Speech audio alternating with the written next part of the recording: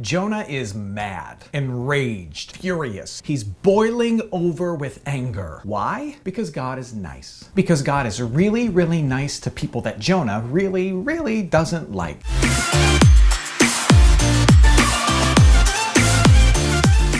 You know that feeling when the other team, the one you can't stand, wins the championship? When they get to hold the trophy and dance in the confetti, and you have to turn the channel because it just makes you want to... That's what Jonah is feeling. Only worse. 1,000 times worse. Get this. Jonah is so angry that he asks God to kill him. Yes, because apparently he'd rather die than live in a world where his enemies get grace. This guy is awful, yet God doesn't reject him. He just asks Jonah a question. Do you do well to be angry? Aren't you being a bit hypocritical, Jonah? In other words, is your anger really justified, Jonah? Don't you realize I've given you just as much grace as any one of your enemies, Jonah? Jonah doesn't answer. He storms off and sets up camp outside of the city, watching and waiting in the scorching sun for God to change his mind and crush his enemies. While waiting, God tries something crazy, something to help Jonah see the hypocrisy in his heart. God causes a plant to grow and give Jonah shade, sparing him from the heat. And the text says that Jonah was exceedingly happy. Jonah was overjoyed, thrilled, elated about the plant.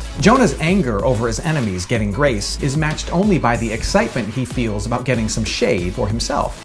Maybe he just burns easily, okay? No, he's just selfish. Case in point, when God strikes down the plant, ruining Jonah's shade, Jonah again says that he'd rather die. He's so sad about losing a plant that he had for a day that he's willing to die. What's that? Well, of course I love you, just not that much. In fact, those are Jonah's final words in his story. He values plants over people. Kinda sad and pathetic and dumb, right? The book ends with God asking Jonah questions. Questions to which we never hear Jonah's answer. Questions like this. If you care so deeply for a plant, can you see why I care so much about a whole city? About actual people? Thousands of people who need my grace? We don't get an answer from Jonah. Because in the end, the question isn't really for Jonah. The question is for the people reading the story. The question is for me and for you. It's for us. We believe in a God who pursues people. A God who shows his power, speaks his word, stirs up faith, and offers grace to people, even horrible people, even your enemies, even jerks like Jonah.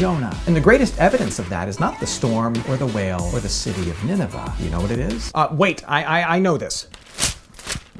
It's Jesus. Jesus is God's ultimate word. God in flesh sent to the world to offer grace to the world in a truly surprising way by living for all, dying for all, rising for all. Which brings us back to the big question at the end of Jonah's book. How do you feel about God's love for the unlovable? About the lengths he will go to give grace to the worst, even your enemy? And here's why I ask. If you can't see how Jesus could forgive them, chances are you don't yet grasp the mammoth, the whale-sized grace that he's given to you.